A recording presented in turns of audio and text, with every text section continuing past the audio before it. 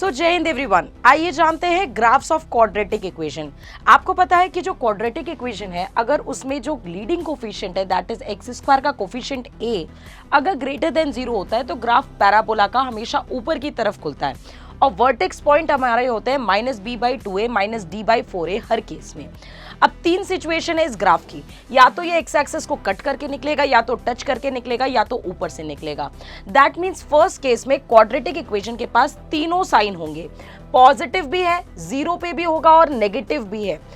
तो अगर कोई क्वाड्रेटिक इक्वेशन तीनों साइन लेती है यानी पॉजिटिव, नेगेटिव और जीरो भी हो सकता है, तो उस केस में रूट्स हमेशा आपके रियल होते हैं, इसलिए कंडीशन होती है d ग्रेटर देन 0। वहीं अगर बात करें ग्राफ टच करके गुजरे यानी क्वाड्रेटिक इक्वेशन के पास केवल दो साइन होंगे, ग्रेटर देन या इक्वल टू 0, तो उस केस में d की वैल्यू हमेशा इक्वल टू 0 होते हैं। That means roots are real and equal. तीसरा केस, अगर क्वाड्रेटिक इक्वेशन हमेशा पॉजिटिव है, ग्रेटर देन 0 है, तो उस केस में रूट्स हमारे इमेजिनरी होती है, that is roots d is less than 0।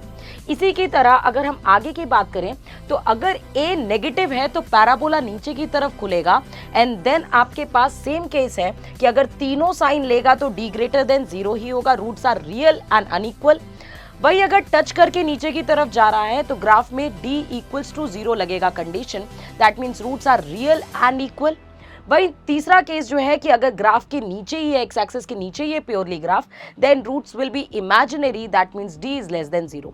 एक साइन तो रूट्स इमेजिनरी, दो साइन लेगा तो roots real and equal, and वही अगर तीन साइन लेता है तो roots are real and unequal, that is d is greater than 0। तो आई होप ये सिंपल भाषा में आपको graphs of quadratic equation clear हो गया होगा। जय हिंद।